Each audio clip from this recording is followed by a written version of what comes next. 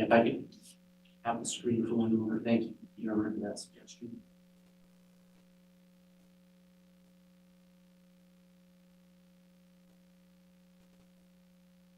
Okay.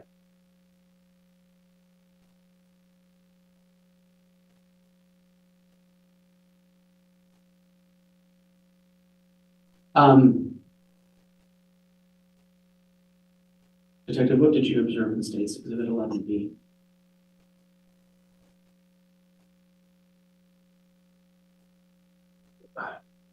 It's hard to describe without wonder, but I'll do my best. In the middle of that photograph, you can start to see the different color and the changes in the soil from dry to a wet, moist dirt. You can start to see to the left just a little bit of that area. You can see the white piece sticking out and it's burnt on top, and that's charred bone that's starting to stick out, and all the little pieces next to it are pieces of burnt flesh, tissue. Well, we later determined were organs that were all kind of, that's the top of what was inside the bucket. So that's what we first started to see when we started to excavate. And at this point, were you still using the hand tools? Yes.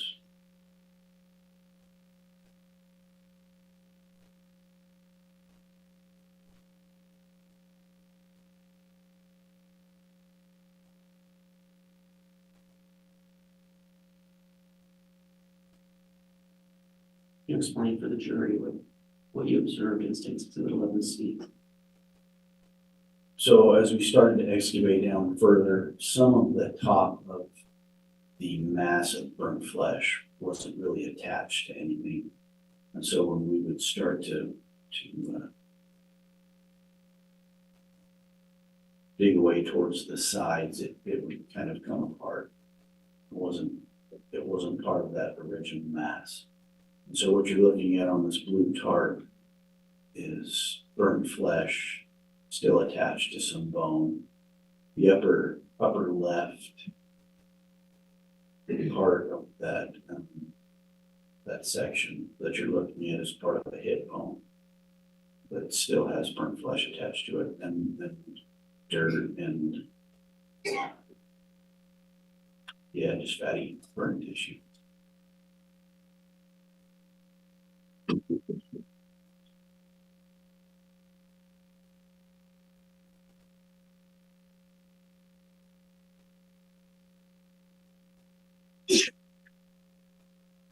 You described to the jury what you observed in State's Exhibit 11D. So when I talked about it started to take a roundish shape, this is what I'm referring to. And we dug around the sides of it, trying to get to the bottom, because like I said, the goal was to get underneath, have 3 or 4 guys in there and just lift it onto the tarp. So that's what you're looking at in this photograph, is just the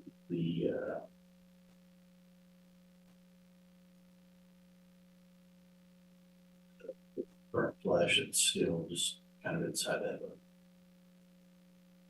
And Judge, could we approach for a sidebar, please? Yes.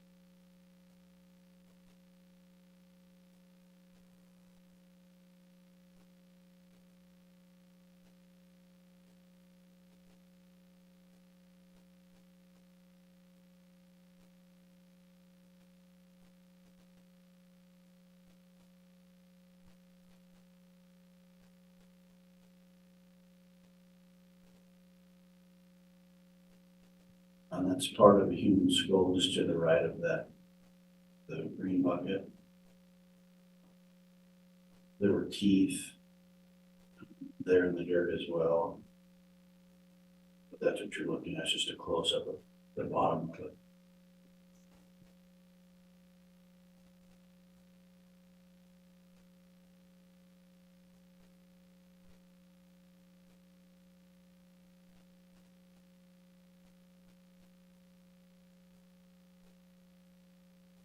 Detective, what, can you explain for the jury what you observed in State's Exhibit 11 as?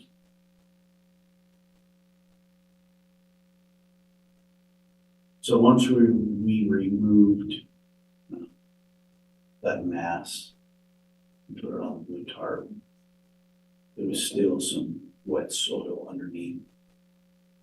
So we dug down even further to make sure that we had excavated everything we needed.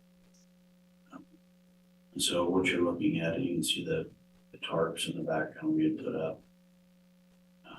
You can see some of the hand tools that we used just to the right of that hole. But that's what you're looking at, is just after we got that mass out, the wet soil.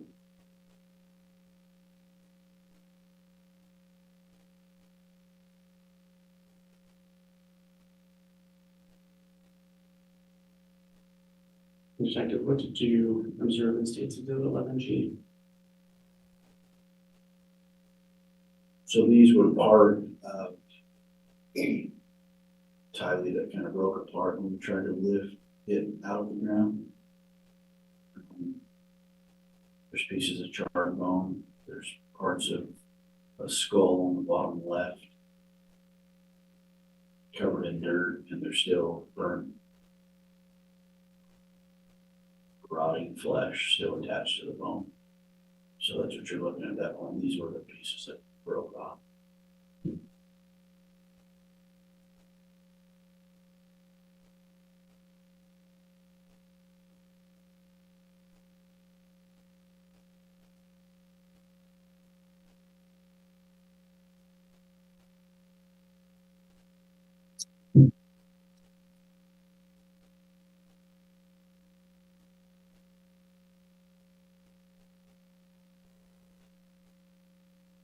Detective, I believe you testified that you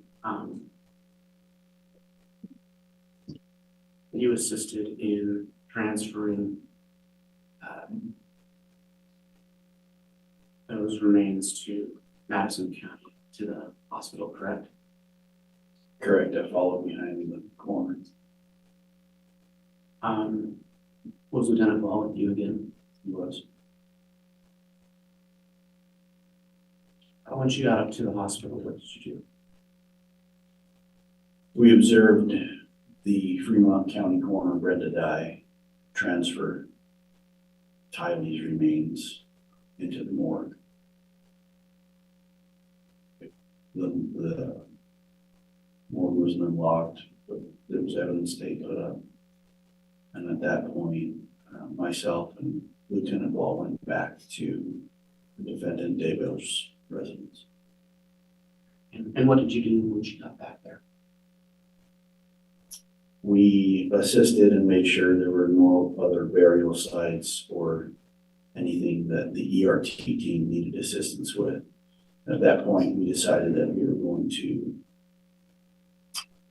take JJ and Tylee to the Ada County Coroner's Office to have an autopsy performed. So roughly 4 p.m. on June 10th, 2020, it was decided that we were going to follow the county coroner with the remains of JJ and Tylee to the Ada County Coroner's Office for an autopsy the next morning. And when did you arrive in Ada County, approximately? Approximately 8 or 9 in the evening on June 10th. And what did you do once you got there? We went directly to the coroner's office, and JJ and Tylee were dropped off, and the coroner's office took custody of both JJ and Tylee. So that was later in the evening. Correct. And was an autopsy performed that night? No. When was the autopsy? The autopsy, Judge, I'm gonna object, there needs to be some foundation. Overruled, if you know, you may answer. the autopsy was performed June 11th, early morning hours. Well, that was the next day. Correct. And were you present for that? Yes, I was. And where did that autopsy take place? At the Ada County Coroner's Office. So when you arrived at the coroner's office, what did you do first? Initially, when we arrived, we had a little debrief with the medical examiner, Garth Warren. He told us what he expected. Judge, objection. Grounds, Hearsay? sustained. You met with Dr. Ward. Correct. What was the purpose of that meeting? To debrief us on what to expect that morning.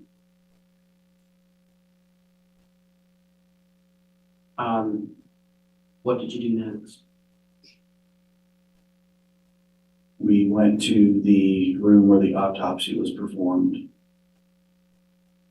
Put the sanitary booties on our shoes, signed in on a whiteboard with our name and cell phone numbers. So he had a record of everybody that was in the room. And at that point, we stood back against the wall and observed the autopsy. Now, as a detective, you don't perform an autopsy, correct? Correct. But you were able to see it take place. That's correct. And what did you observe happening during that autopsy? One of his team members brought out the body bag.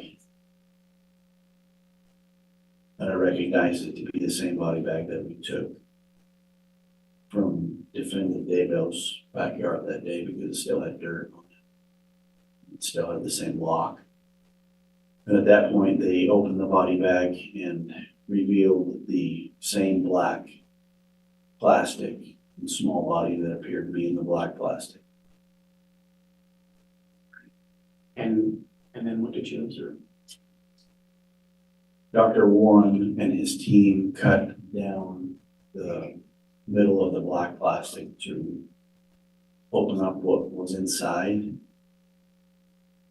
At that time, I observed a small child with duct tape on his head from his chin to his forehead area, tightly wrapped around his head. He had red pajama pants on, red pajama shirt. He had his arms folded this way across his body. And there was duct tape from elbow all the way around to his other elbow. He had his ankles also bound with duct tape. He was still wearing his nighttime pull-up diaper. He had black socks with the word Skechers in orange.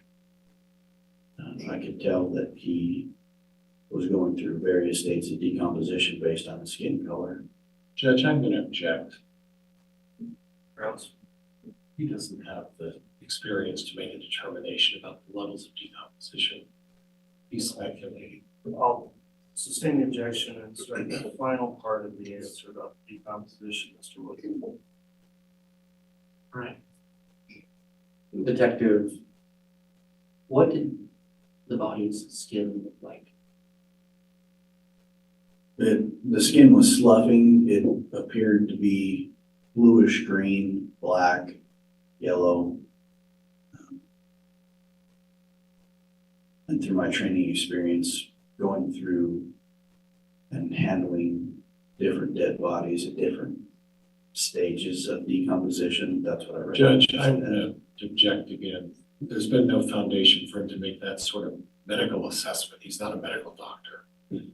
Your Honor, my argument would be that's not a medical assessment. It is based on his training and experience.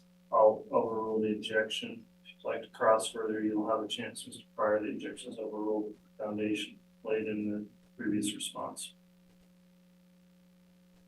Detective, once this, the body was taken out of the bag and you made the observations that you've just described, what happened next? Dr. Warren and his team then cut the white plastic that was wrapped around his head and duct taped. They cut down the middle to reveal what was underneath. And at that point, I observed another piece of duct tape stretched from JJ's jawline to jawline over his mouth. He also cut the several layers of duct tape from his arms, and it revealed some more duct tape that had his wrist bound underneath all those layers of duct tape. He then took his bottom pajamas off and shirt, and it also revealed the nighttime pull-up diaper he was still wearing. Now, Detective,